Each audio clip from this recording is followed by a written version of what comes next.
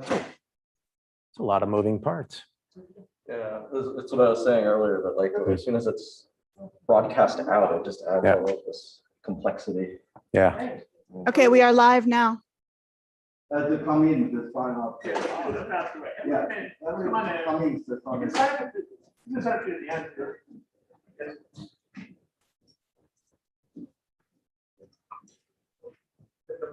Yeah. Why don't we do the sign up sheet at the end? Yeah. To stay on time? Yeah. Okay. We're going to do the sign up sheet at the end of class, so we can stay on time. You're good. Yeah.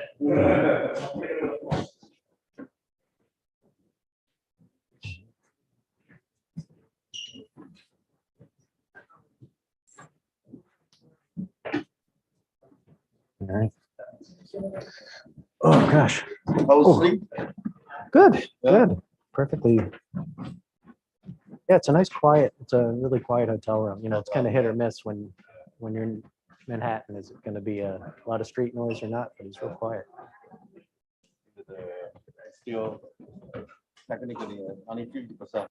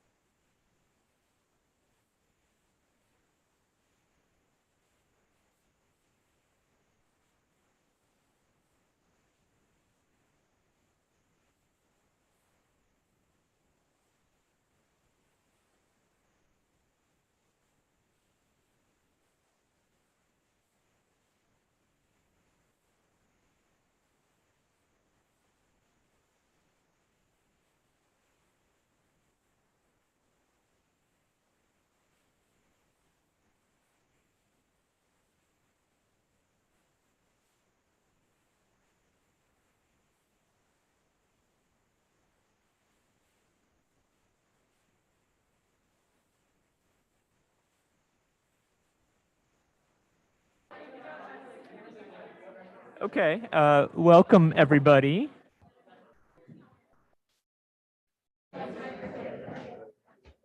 Sorry we're running a minute behind, but if everyone could take a seat, that'd be great so we can get started.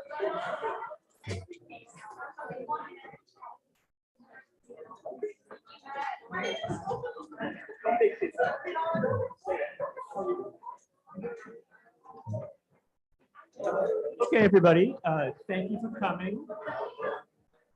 Our speaker today is Dr. Jim Wells, and Nandan is going to introduce him. All right, everyone, let's get started. So, welcome to the BME seminar series hosted by the Department of Biomedical Engineering at Columbia University. My name is Nandan Nurkar. I'm an assistant professor of biomedical engineering. And today we're going to continue to offer this seminar in a hybrid format with both an online and an in-person component. For those of you that are watching virtually, be sure to use the Q&A function and not the chat for asking questions. We'll have about 15 minutes at the end for questions after Jim Wells presents. So today we're excited to welcome Professor Jim Wells. Dr. Wells is an endowed professor in the Division of Developmental Biology at Cincinnati Children's Hospital, director of basic research in the Division of Endocrinology, and is a co-founder and chief scientific officer of the Center for Stem Cell and Organoid Medicine. Jim did his PhD at Stony Brook University before moving on to his postdoc in Doug Melton's lab at Harvard. While he was there, he began this focus that continues on in his lab now on studying organogenesis and really what aspects of embryonic development instruct cells to adopt particular fates that lead to the formation of organs. audio problems.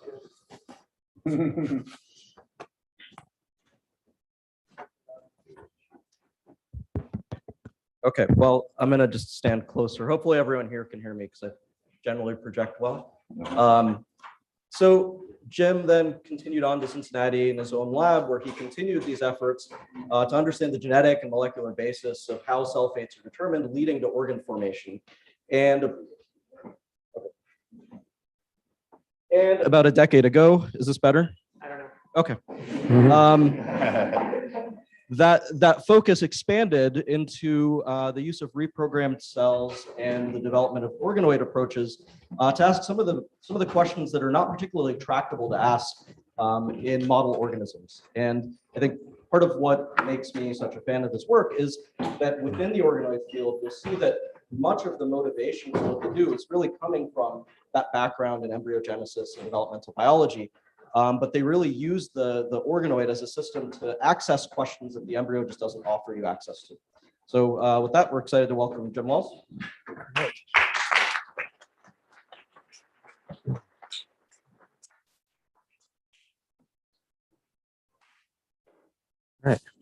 When I'm standing here, I'll just do a sound check. Can the people online hear me okay? If not, start hammering us with the notes that you can't hear us. I'll get a text in a minute. It's not working. Okay. All right. Now, I'll change to pointer. Which one of these on the lower left? Yeah, I just want to get the red pointer up. I don't know how to do that actually in this program. Oh, that wasn't it. Where do you usually do it? Is it on the screen? Yeah. So I just changed view. Change back something that was changed. Yeah. I don't know where the red pointer is. Don't worry about that. Maybe just change it back and I'll just use the regular pointer. What did it do? I don't know what you Okay. changed back. I don't know problem.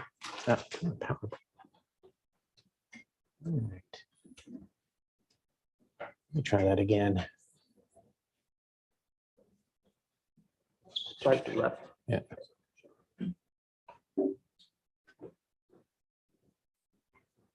Maybe not. That silly thing.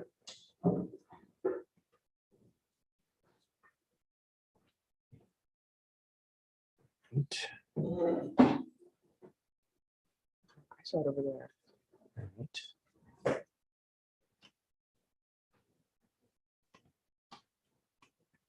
It's very odd.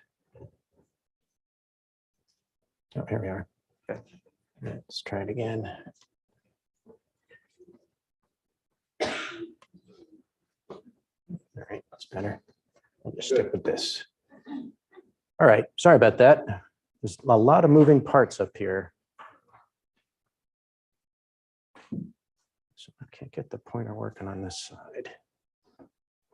Okay, I'll use this. Great. All right.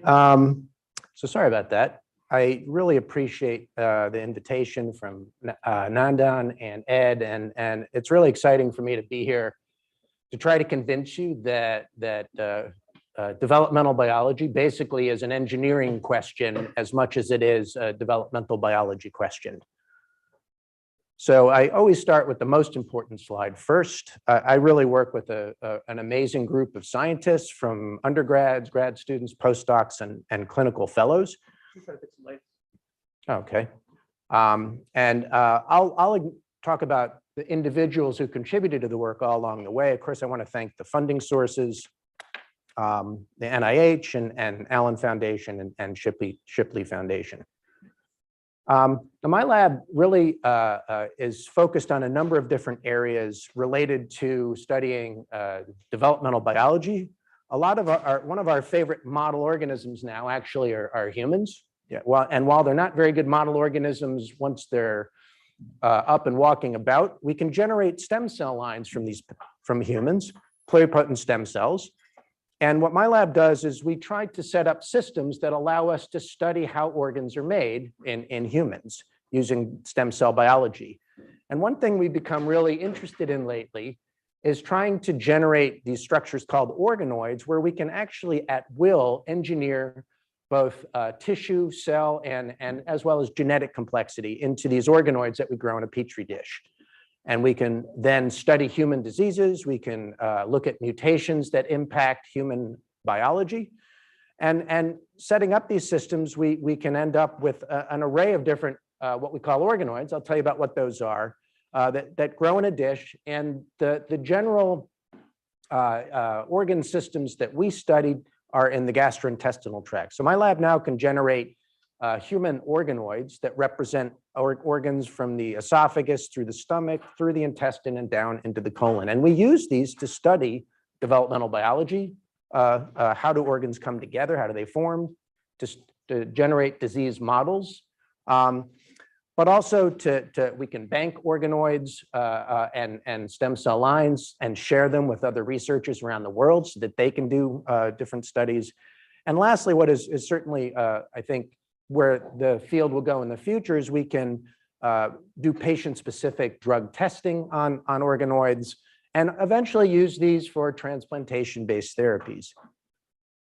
Now, today I'm going to focus mostly on how do we engineer organoids to really represent better actual organoids. So for example, how do we control cellular complexity in these organoids? And I'm going to talk about two general areas. Both of these are projects in progress. They're not published yet. One is where we can generate, through a process that really recapitulates embryonic development, co-development of cell types in these organoids that we grow in a dish. But another one is where we take basically a minimalist approach. We generate the individual parts of organs separately, and we try to put them together in a way so that they can come together and actually form functional organ units. And there's two projects I'll discuss about that, but I'll go into the detail in a bit. So why are we so interested in trying to control the complexity of organs? Well, that's because organs have functionally very different roles from the very simple roles. And on the top here is just showing gastrointestinal organs like the intestine. But the intestine has very simple cellular functions, a lot of which you know about. A lot of you have had breakfast. Your intestine is now absorbing the nutrients in there. So it has cells that absorb nutrients. It produces hormones that help regulate whether you're hungry or full. But then at the next level, there's organ functionality that requires a much more complicated structure. For example, here is the intestine. It is really composed of layers of muscle and nerves and blood vessels that really help this inner layer, the epithelial layer, function to do what I just told you, to absorb nutrients and control body functions. But then the intestine, of course, doesn't live in isolation. It lives in the context of all the different organ systems. And these organ systems talk to one another in a variety of different ways. So how can we actually study human organ biology at all these three different levels? And what I'm going to tell you about today is how we're trying to both starting from simple structures that we know how to make more complicated structures using more of a sort of tissue engineering based principle. So what are organoids? I've talked about them a lot already. Well, at the simplest sense, they're basically small organ-like structures that you can grow in a petri dish, and they have some organ-like features.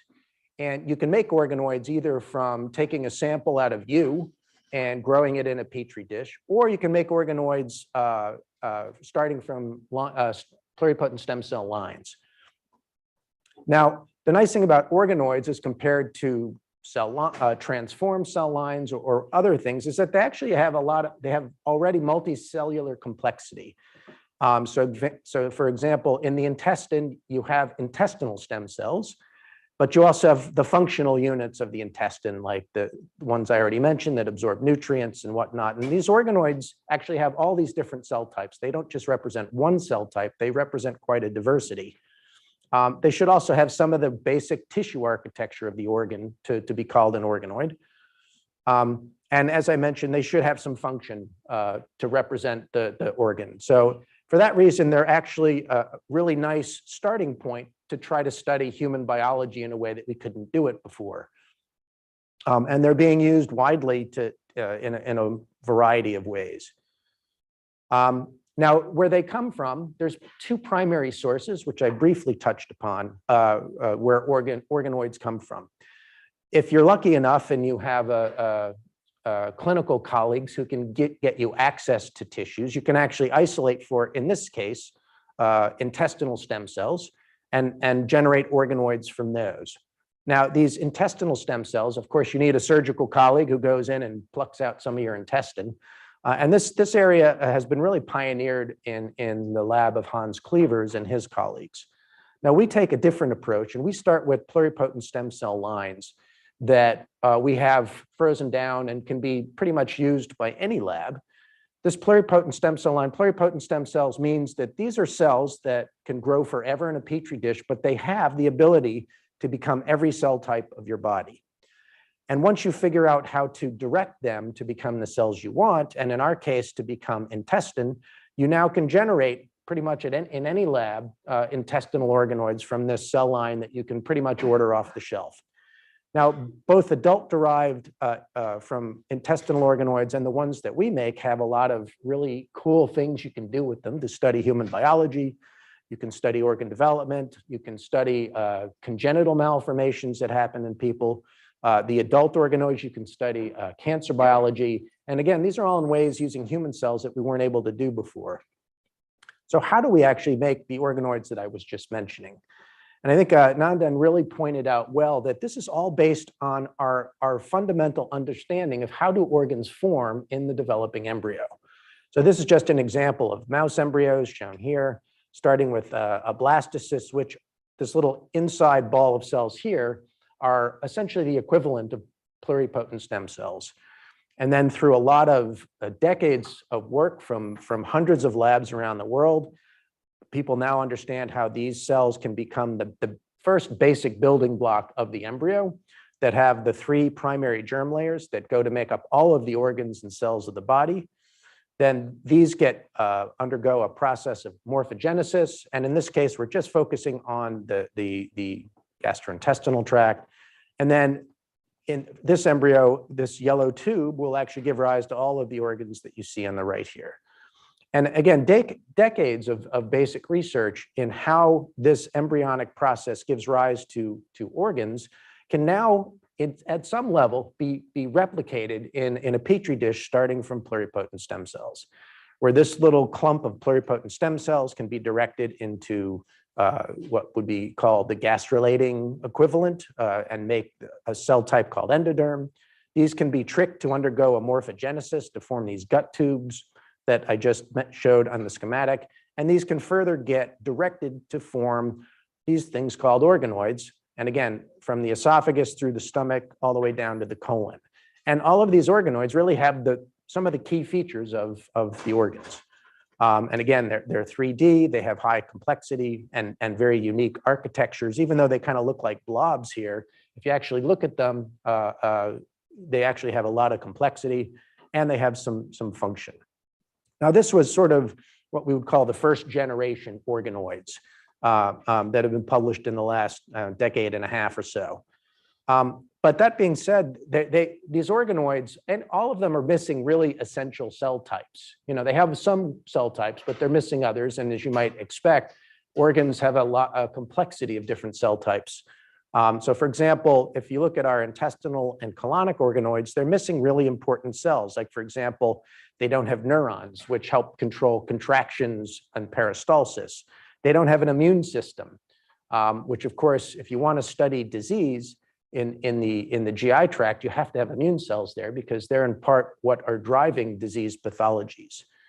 So since they're missing these certain cell types, for the last, I don't know, 5-7 years, we've been really trying to figure out ways to add these cell types back to these organoid systems to make them more complex, to make them better developmental and disease models.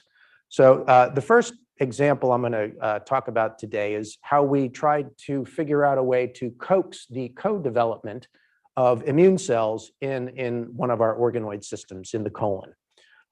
So that'll be the first vignette I'm going to tell you about. Now, this is work done by a former postdoc in the lab, Jorge Manura, who now has his own lab at the Regenerative Medicine Center in South Carolina.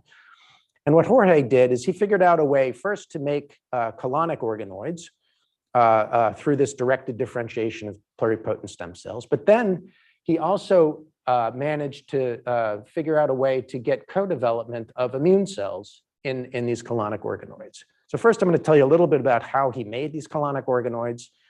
And again, as I mentioned, it's really a process that we call directed differentiation.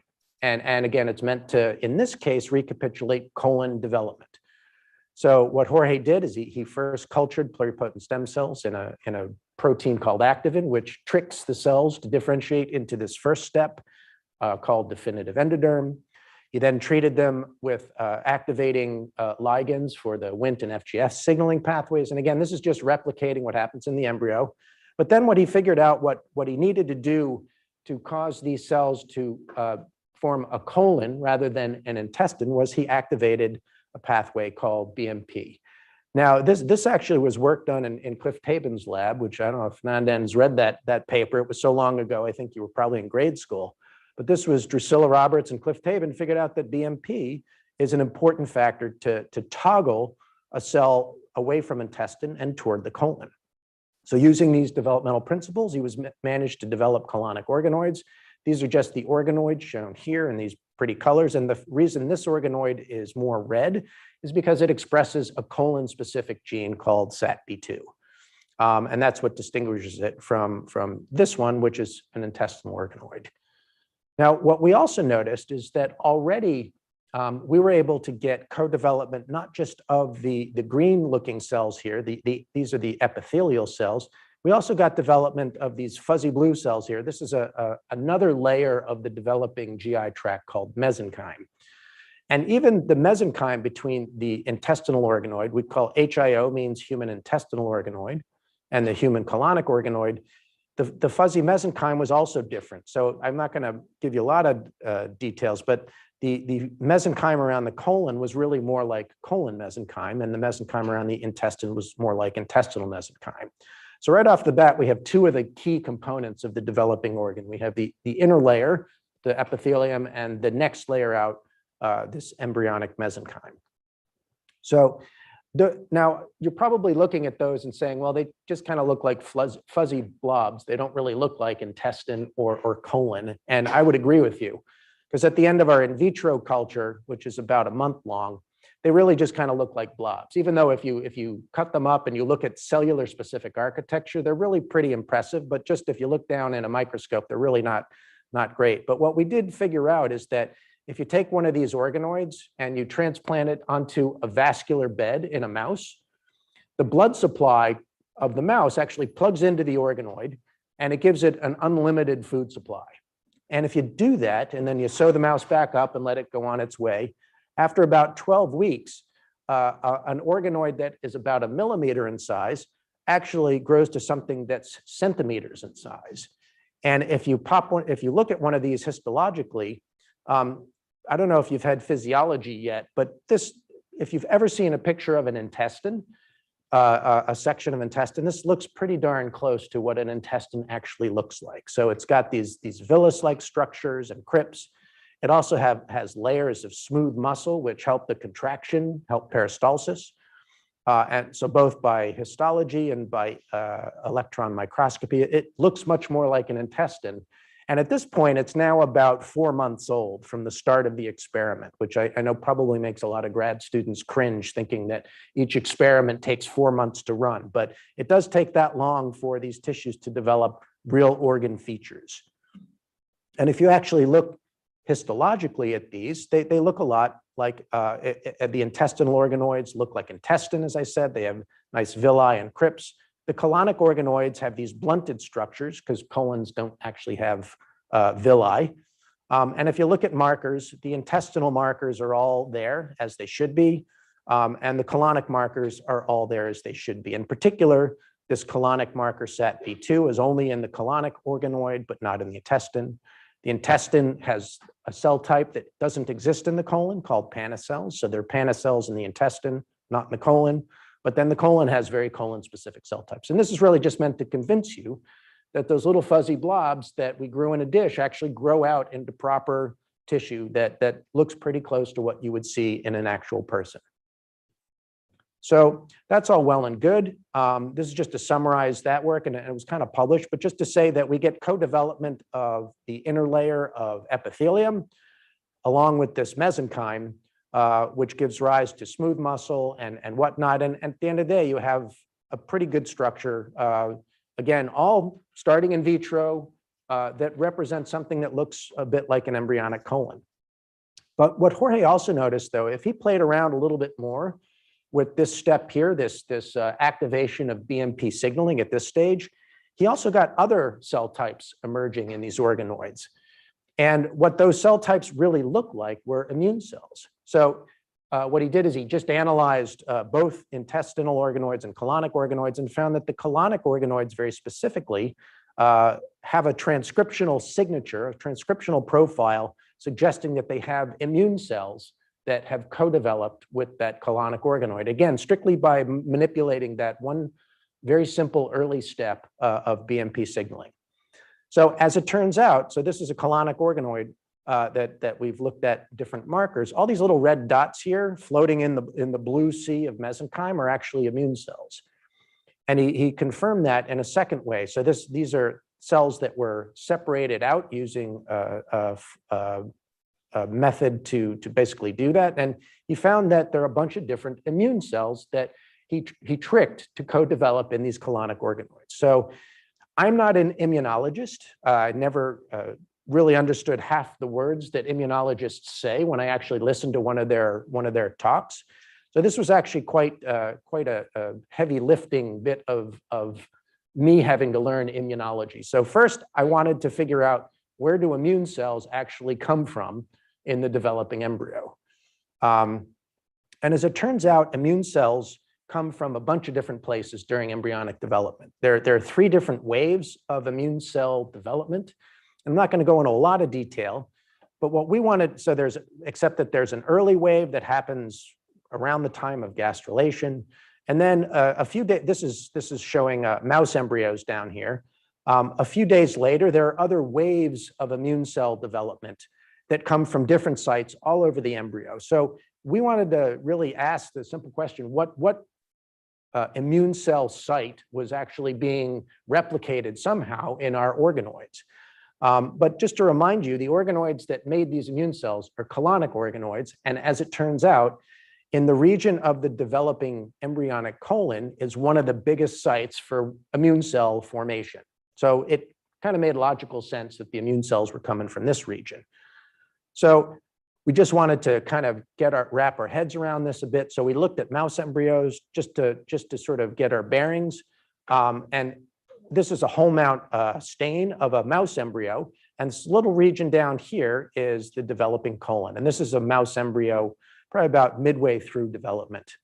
And if you look in there, this is one of the biggest sites of where immune cells come from, the biggest sites of hematopoiesis, right next to the developing colon. And where these hematopoietic immune cells come from are actually from the blood vessels surrounding the embryonic colon.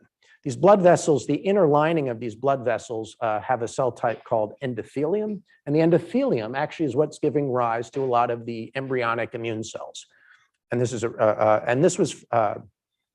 and you can actually see that because these emerging immune cells turn on genes that you can then follow.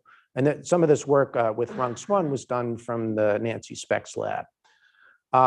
So we wanted to see if next to the embryonic colon, we could just validate that we can see immune cells forming. And again, this is still a mouse embryo. Again, we're just trying to get our bearings at this point.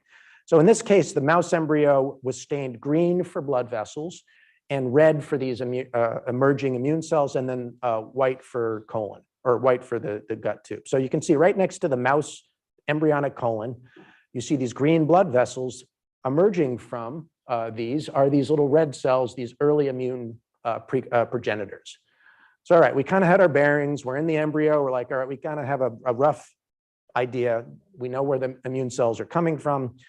Now we went back to the colonic organoid system to ask, does this basic sort of geometry exist now in our colonic organoids? Do we have these green blood vessels near to our colonic organoids that are giving rise to these RUNX1 expressing immune cells? And obviously the answer is yes, otherwise I wouldn't have bored you for the last 10 minutes telling you about it. So here's our colonic organoids. You can see two here in red. And you can see what we didn't know was there before, these green tubes of blood vessels, these endothelial cells. And if you look, you can see some of these tubes, these endothelial tubes, are actually making RUNX1 positive cells, suggesting that in our colonic organoids is somehow emerging these immune cells. Now, you don't need a fancy microscope to see that. You can just look down in the bright field. And if you look over here, you can see one of these vascular tubes. It was green previously. And on the inside there are emerging all these cells that we assume are these emerging immune cells, these embryonic immune cells. So they get born and they pop off and float around the dish. Now, of course, you're not going to believe me just because I told you so. So what we had to do is we had to go and ask immune cell biologists, what would the best experiments be to prove that these are immune cells? Now, immune cells come in a lot of different flavors. They come from multipotent progenitors, and they give rise to either T and B cells if they go down the lymphoid tree, or if they go down the myeloid tree, they give rise to mostly everything else, from erythrocytes down to macrophages. So we wanted to see what immune cells were being made in these cultures. So we did all these different assays, some in my lab, some in collaboration with hematopoietic biologists. So first we just stained them to see if they look like immune cells. We then put them in a gelatinous substance called methylcult to see if they would form immune cell colonies, or we directed them to differentiate into T cells. And just at the end of the day, we looked at them down the microscope. These look, I'm told by hematopoietic people, undeniably similar to macrophages, neutrophils, basophils, eosinophils, or I call them the phils. So they look a lot like what you would expect.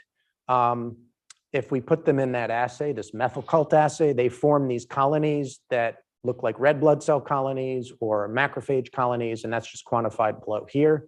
This is important just to show you that if we take pretty much any pluripotent stem cell line and do this, we can get it to form colonic organoids with these immune cells. So it really seems to be a pretty robust thing, but we only get it when we treat them with BMP. If we make intestinal organoids, we don't get immune cells. And again, that's just saying that BMP brief treatment was really essential for turning those those endothelial cells into cells that could make immune cells. And then we showed that they could actually also go into the lymphoid lineage and make T cells. And I won't show you that data, but why that's important is to say that what we think we have in the dish are these multipotent cells, these multipotent hematopoietic cells that could make both myeloid and lymphoid cell types. Now, I've shown you markers. Are these cells actually functional? So we went on to actually see if macrophages being made here were functional. And we focused on macrophages for a number of reasons. In the GI tract, macrophages are one of the most important, really functional immune cells that are involved in a variety of different processes. In other organs, they're actually made during embryonic development, and they find their organ home, and they set up shop for the life of the person. So we just wanted to see if macrophages were actually forming and were they functional. Now, to be a functional macrophage, you have to be able to sense when there's a bad thing around, so a pathogenic stimuli. And when you sense that, you produce cytokines to help mobilize other immune cells and to defend the host. They have to be able to phagocytose bacteria, respond. They have to be able to sense a good bacteria from a bad bacteria. During embryonic development, it's been known in other organs like the brain and the lungs and the liver that there's a tissue-specific type of macrophage that really has got a lot of unique properties to that specific organ. We hypothesized that these macrophages being made are going to end up being colon tissue-resident macrophages. So we wanted to test that. So first, this is just a movie. The red is the colon epithelia, and the green cells are the macrophages. And at the beginning of this movie, what Jorge did is he added a bacterial mimetic called LPS. And that just fools macrophages into thinking there's a raging infection. So when he did that, it's very clear that the macrophages became highly migratory. they started to secrete a bunch of cytokines. And the reason you're getting all these white dots forming is because in response to a dump of cytokines, a lot of the cells right around the epithelia start to die. So the dying cells start to stain for this stuff called cytox. So all by stimulating with this bacterial mimetic, we get all the classic hallmarks of a macrophage responding to an infection. Now, those macrophages can actually go on and phagocytose bacteria. This should pop normal. Here we are. The macrophages here in red have started to phagocytose the bacteria, which are in green, and the macrophages that have bacteria are yellow. So they can, and these are just dead GFP labeled bacteria, but they can also sense live bacteria. So in this experiment here, which was done in collaboration with Alison Weiss's lab, either PBS, a regular E. coli that would live in your gut normally, or a very disease-causing bacteria, EHEC, were injected into the lumen of this colonic organoid. And what you see is quite different. So we'll focus on, in the commensal case, most of the macrophages still stay on the outside. A few made it on the inside, but in the case of this pathogenic E. coli, it triggered a destruction of the epithelium and the migration of these red macrophages in search of those pathogenic E. coli. So we think that these macrophages can actually sense disease as well. But lastly, and to me as a developmental biologist, what I thought was most interesting was, do these macrophages that we make in these colonic organoids in a dish, can they actually become tissue resident macrophages, which would then persist long term? Now, in the intestine, it was shown in mice anyway, that there are intestinal macrophages that are very unique to the intestine, but they're different than the macrophages you're probably more familiar with that actually come from your bone marrow. So your blood has circulating macrophages all throughout your body, and these are macrophages that tend to get recruited to organs in an as-needed basis, like in a disease or for other reasons. So there really are most organs probably have these two different macrophages, one from the blood and one that just grew up during embryonic development. So we wanted to see if these colonic organoids had tissue-resident macrophages, and to distinguish between bone marrow-derived and embryonic-derived tissue macrophages. So how we did is we went back to our transplantation assay, and we took one of these organoids and we asked, if we extend growth of these organoids for months and months and months, what happens to the macrophages that were in the organoid? Do they just kind of disappear? Do they get replaced by the bone marrow-derived macrophages? Or do we end up with a mixture of both? So here are the two controls of that experiment. We did a section of a mouse colon, and this green stain here, F480, shows nice staining of mouse macrophages, which mostly will allow us to distinguish from the human macrophages in our transplant. So the human colon, you can see, stains nicely with a human-specific macrophage marker. So we now ask, when we transplant a human colonic organoid into a mouse, let it grow, do the mouse macrophages come in and displace all the human macrophages, or is it a mixture of both? And as you can see, it's very clearly a mixture of both. We have the human macrophages, which now have set up shop. Again, these are all derived from the pluripotent stem cells. They now set up shop in their tissue-resident macrophages, but we also have a population of the mouse macrophages that have come in, and these are from the bone marrow. So we think that the macrophages we're making are tissue-resident colonic-specific macrophages. So to say that this is one approach that we can generate complexity in an organoid system is through co-development, and this is certainly nice to be able to do that.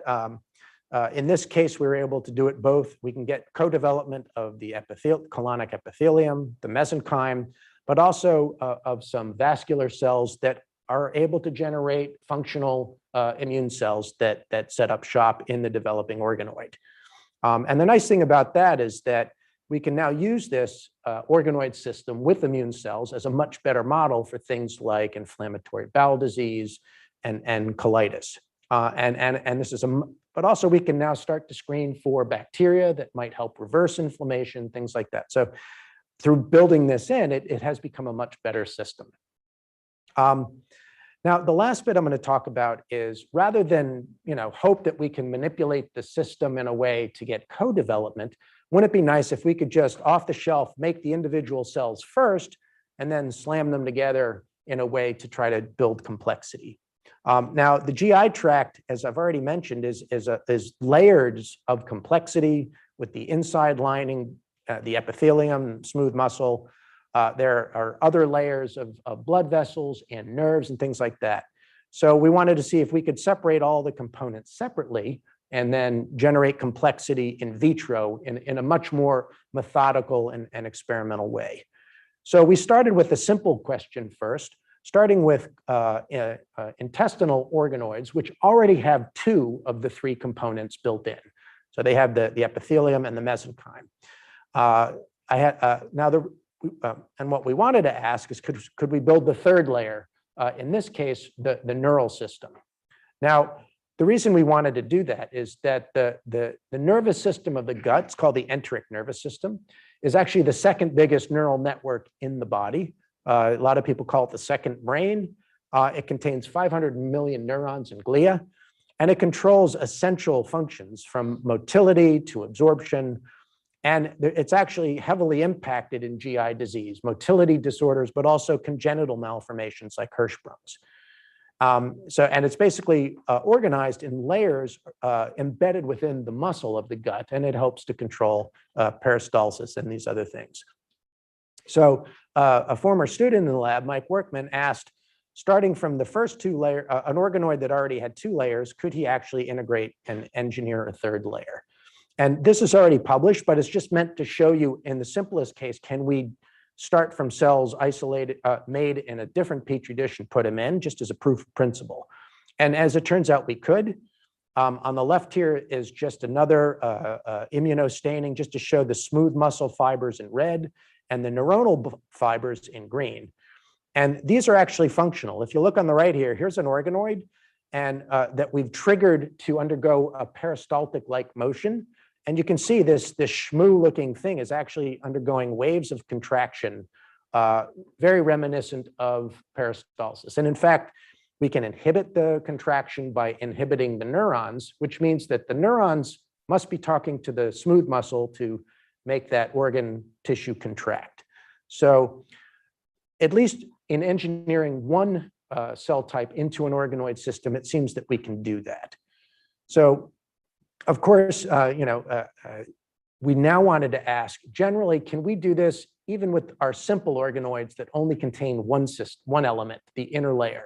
So can we actually separate the 3 primary components of all GI organs separately and get them to integrate into a functional unit? And we did that starting with organoids in the more anterior part, the foregut. That's annoying, you can't see the titles up there anyway. The foregut organoids of the esophagus and the gastric and the stomach. And this was work done by a former grad student, Alex Eicher, who basically separately derived all the different components of the different organ systems, all from pluripotent stem cells, and figured out a way to assemble them in vitro. Now, the one problem when we started this is that in the organoids that only have this one component here, they don't have these other 2. We actually didn't know how to make this separate component in vitro in a petri dish, this mesenchyme component. In our other organoids, it just sort of co-developed naturally, but we never figured out how to just make mesenchyme. So we really had to go back to the beginning and was able to work with a team of developmental biologists to figure out, where does mesenchyme come from in the developing embryo? How is it made? And this was done using a single cell-based approach, which you've probably heard a lot about, where we dissected mouse embryos, did single cell sequencing, and identified the population of mesenchyme that normally forms in the mouse embryo. And we took that data and bioinformatically figured out a developmental trajectory of starting from primitive mesoderm and mesenchyme. How do those mesenchyme cells actually form the different types of mesoderm, mesenchymal components? And from this lineage trajectory that was figured out bioinformatically, we actually figured out a signaling pathway network that we predict would help drive directed differentiation pluripotent stem cells. So from this embryonic signaling pathway roadmap, we went back and started with pluripotent stem cells and tried to replicate all those signaling pathways. And at the end of the day, we were able to generate different types of mesenchyme, splanchnic mesoderm, and the different types of mesenchyme that we think populate the embryonic tract, all through directed differentiation. So this was just to tell you how we got there. I don't want to belabor this because this is a very busy slide, but at the end of the day, my student could make that middle layer, that mesenchyme, and get back to the question at hand. Now that we can make mesoderm and mesenchyme, can we get them to, can we use them to engineer more complex tissues? So she figured out a way to generate them separately, assemble them in vitro into different layered organoids, and then transplant them to see if they could form. In this case, we were focusing on stomach tissue. Could they form something that looked like a stomach that had epithelium, smooth muscle, and neurons? So this is just to remind me to tell you that this was her entire graduate career, this one question. And thankfully, she just published a really nice paper and graduated. But this is just to remind me to tell you that she tried many different permutations, cell numbers, different stages of development.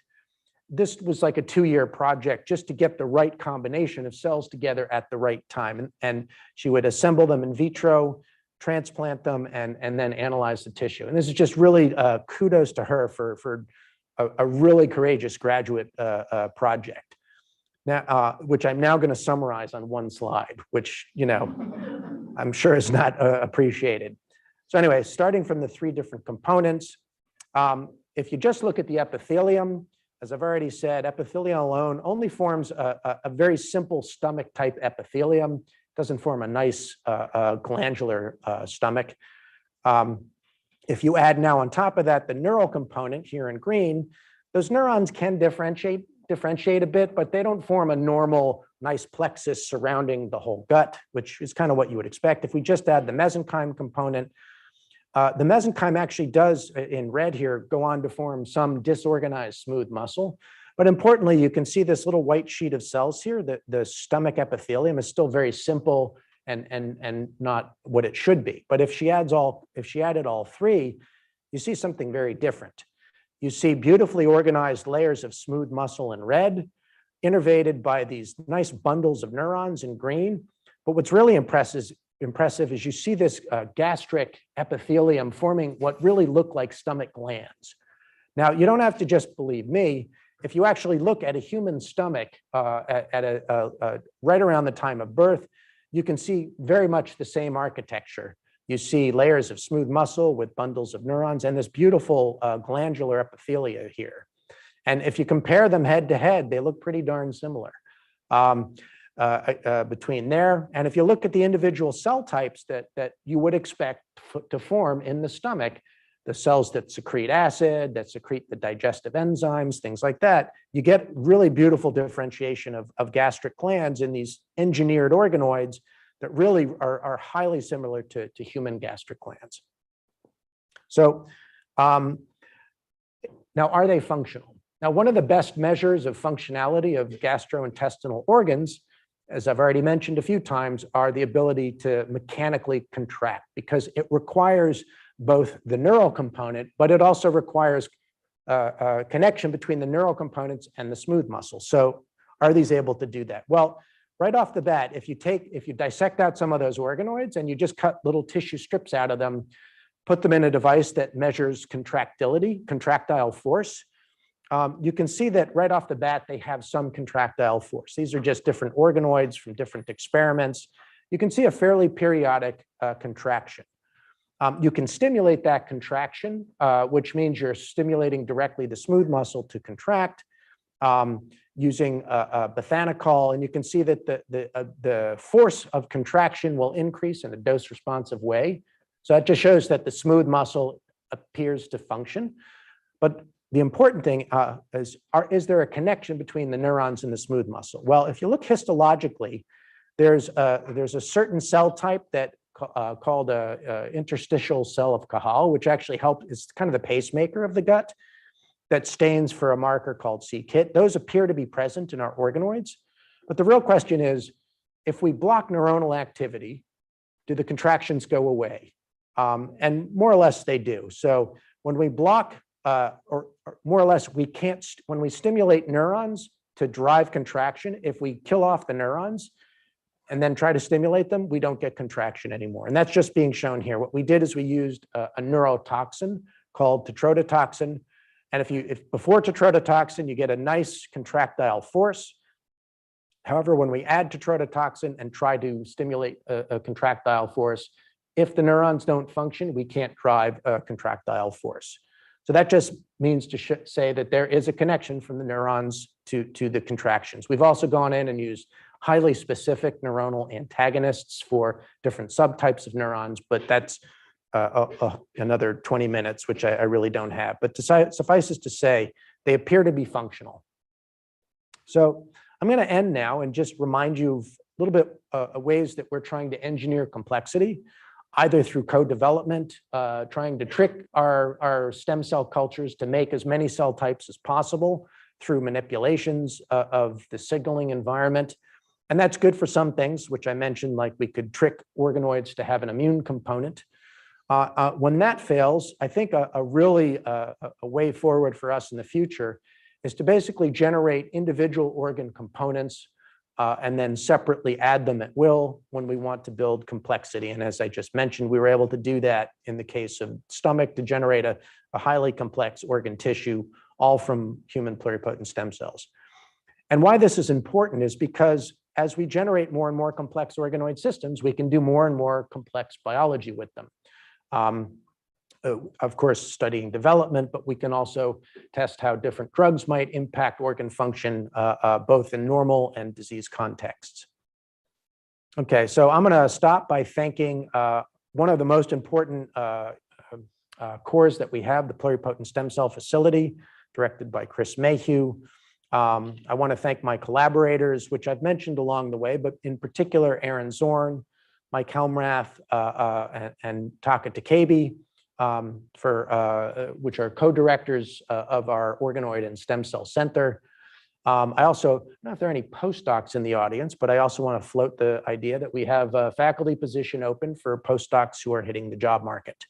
And again, I want to thank you all for spending the last 50 minutes with me, and I'll be happy to take questions now.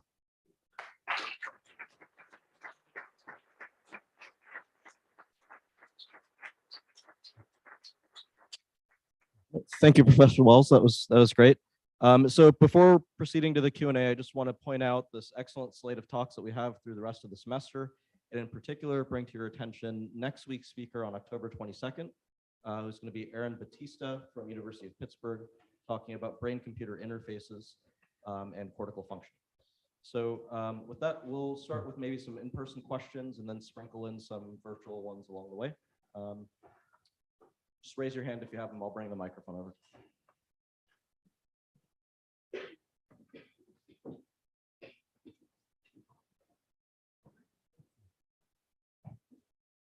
Hey, should we turn the lights up?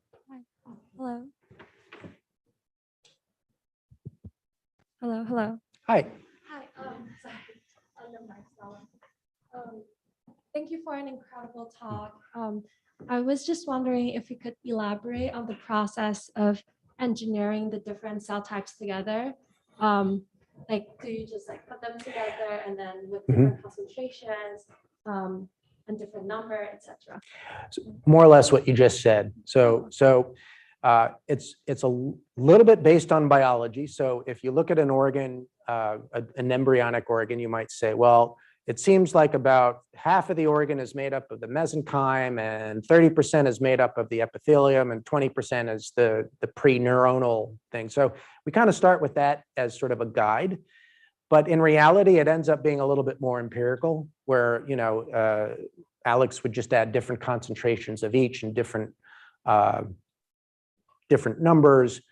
And then we used a number of different approaches to try to get them together. We tried using centrifugation, mechanical aggregation, things like that.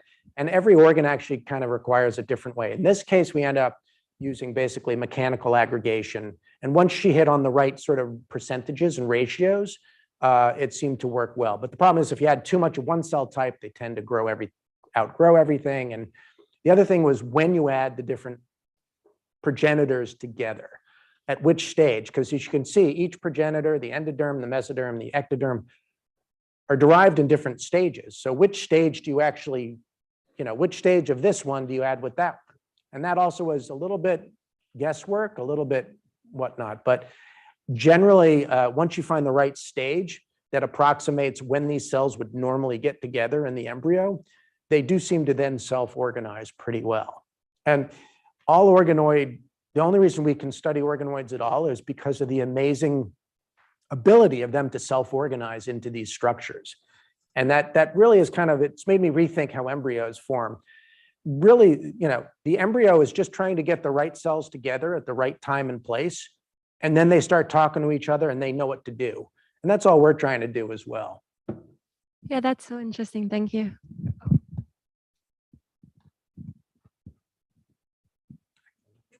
Makes my job easy. I have a follow-up question. So you mentioned self-organization. Does that only happen when all the cell types that are there in vivo are there in the dish? In terms of getting those really very in vivo looking organoids, yes. It only happens, at least those three. For example, I want to point out, we didn't add blood vessels. So there are still things missing. There are blood vessels probably there once we put them in an animal, the blood vessels grow in, but we didn't add them separately. There are some endothelial cells there, but we don't there are people trying to engineer really complex vascular beds as well. But at least in this case, we only got that really impressive self-organization and morphogenesis when all three were there. Now, the nice thing about that is that we could then study why that is the case. What it is about having the different layers there that actually allow them to undergo the proper self-organization and morphogenesis. And it really allowed us to identify, for example, that the neuronal precursors were actually essential in telling the epithelia what you should be stomach. And it was essential for telling the smooth muscle to form and organize properly. So it was actually really cool because as a developmental biologist, this is a really powerful way to get at which cell types are telling the other cell types what to do. Because we can now add them and take them away at will. So. Virtual questions? Yeah. We have a bunch of interesting virtual questions. Maybe you could just Okay. answer them and read it to the audience. Yeah, sure. So how does the type of BMP affect the colonic organoid formation, for example, BMP2 or BMP4? Well, BMP2 and 4 act via the pretty similar receptors. So there actually isn't much difference between BMP2 and BMP4 with regards to their effect on organoids. Okay. Yeah, I'll just grab it. Going to work on the camera. What do you think would be needed for ex vivo maturation of your colonic and intestinal organoids? So that's a really important question. Obviously, having to rely on the vascularity of the animal to grow the organoids is really a lousy way to do it. So we are working on ex vivo devices, either both in my lab and through collaborating with other biomedical engineering people like Roger Cam at MIT, who are developing ex vivo vascular beds. And we're asking the simple question, if we take one of our organoids and put it on an ex vivo vascular bed, will that allow it to grow and mature and develop like when we engraft it into an animal? So we are trying things like that. Unfortunately, I don't have any good answers for you yet. Do cells express RUNX1 and PU1 at the same time? Have you ever examined changes from RUNX1 to PU1? That's more of an immunology question. I'm going to tell you, we haven't really done a lot of the deep dive time course of how these immune cells are forming, but I do think it is probably already known if you look at embryonic development published by others. So I would encourage you to look up actual bona fide immunologists and hematopoietic biologists. Which method of cellular differentiation did you use to obtain neural tissues? We actually used one that came out of Johanna Wasaka's lab, a paper, Badge Pai et al., where we differentiated these neuronal, they're called neural crest cells. We differentiated them in monolayer, but that's, why does the organoid only assemble into a canalized, traditionally recognizable structure with a lumen only in vivo. It actually does form a nice structure in vitro as well with a nice lumen, but it's essentially, it's a soccer ball and not a tube. In vivo, it still stays as a soccer ball. It's just a much bigger soccer ball that starts to form villi and crypts. But that gets to the question of how do we actually transition those early progenitors into something that looks more like a tube? And that's where this audience comes into play, trying to use various materials, matrices, devices to grow organoids in tube shapes that represents much more of a bona fide GI tube. Could you comment on how far away we may be from creating the vascular support in vitro? I think I answered that already. There are biomedical engineers doing that, like Roger Cam, and they've been actually using that to grow our organoids to some effect. So hopefully that's something in the pipeline. We've got time to wrap up. Okay. Any more now? 12. Yeah, we usually want to cut off the All right. 8 to 12, I think. Sorry. Okay, great. Let's give another round of applause to Dr. Wells. Thank you.